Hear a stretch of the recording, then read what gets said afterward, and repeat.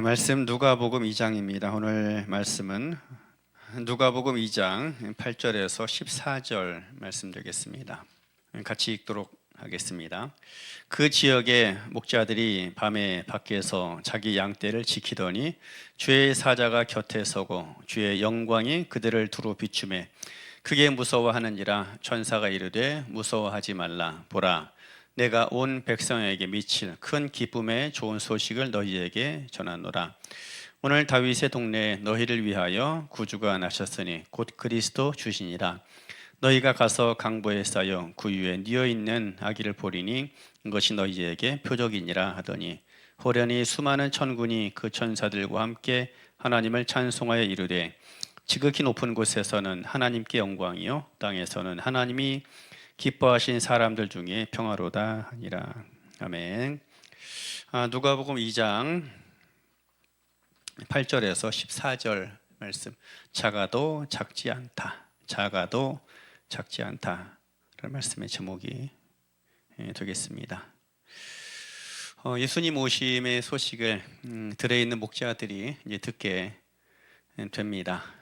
그런데 예수님 오심의 사건에 대해서 이야기할 때 그 소식이 변방에 있는 목자들에게 먼저 전달이 됩니다. 그리고 무엇보다도 그 목자들 같은 경우는 당시에 많은 사람들로부터 인정을 받지 못하는 그런 직종에 있는 사람들인 것이죠.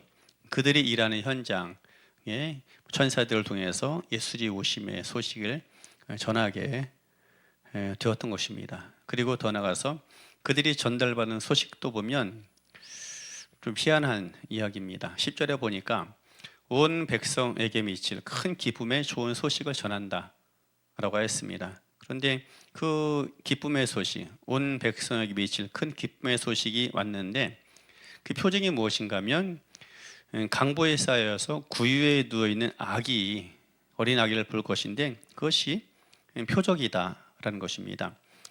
큰 기쁨의 소식을 담아내려면 화려한 동네에, 화려한 곳에 태어나야 정상이죠. 그리고 더 나아가서 그것을 전달받는 사람들도 그 소식에 걸맞는 수준의 사람들이어야 일반 상식에 맞을 것입니다. 그런데 그렇지 않았다라는 것이에요. 변방에서 아무도 주목하지 않고 인정해주지 않는 목자들에게, 그것도 밤에 큰 기쁨의 소식이 전해지게 됩니다. 더 기가 막힌 것은 바로 강보에 쌓여서 구유에 아기가 누워있다라는 것입니다. 황제나 높은 사람들의 아기는 구유에 누울 리가 없죠. 구유에 누워있다는 것은 정말 보잘것없는 그런 탄생, 그리고 어떻게 보면 가난하고 가난한 그런 사람들의 탄생으로 이야기를 할 수가 있을 것입니다. 그런데 놀랍게도 그 소식이 어떤 소식이냐? 온 백성 모두에게 미칠 큰 기쁨의 소식이다라는 거죠. 그리고 14절에 보니까 지극히 높은 곳에서는 하나님께 영광, 땅에서는 하나님이 기뻐하신 사람들 중에 평화로다 합니다. 천사들을 통해 전해진 소식과 예수의 오심의 모습, 실상은 너무나 어울리지 않는 그 미스매치인 것입니다. 그런데 그럼에도 불구하고 예수의 오심이 모두에게 큰 기쁨의 소식이다라는 것입니다. 오늘 우리들이 이것을 주목해야 합니다.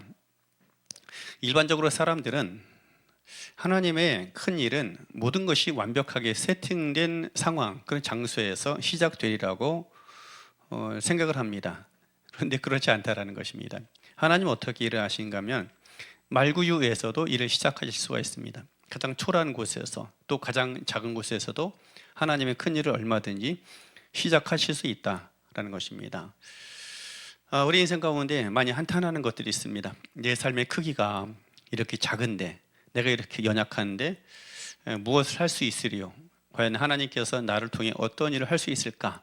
그런 생각들을 많이 하죠. 그래서 스스로 초라하게 여기고 스스로 연약하게 여기는 거예요. 그 생각이 맞을 수가 있습니다. 사람마다 어떻게 인생의 크기가 같을 수가 있겠습니까? 각자가 분명 차이가 있습니다. 그래서 큰 사람도 있고 작은 사람, 그래서 강한 자도 있고 약한 자도 있는 거예요. 그런데 감사하고 놀라운 것은 사람의 크기와 사람의 힘의 크기와 약함을 떠나서 하나님은 그것에 영향받지 않는다라는 것입니다. 그 인생, 그 사람의 삶의 크기가 연약하고 작다고 해서 하나님께서 연약하고 약하게 행하는 것이 아니다라는 것입니다. 오히려 하나님의 행하시는 일들에는 놀라운 일이 있는데 작게 시작해서 크게 이루시더라 하는 것입니다. 온 세상, 온 우주 너머까지 임하는 하나님의 통치는 작은 구유에서 시작이 된 것입니다. 또 예수님께서도 그 이후에 하나님 나라 비유를 말씀하실 때 작은 것에서 시작하는 하나님의 나라를 말씀하고 있는 것을 보게 됩니다. 내 삶이 연약합니다.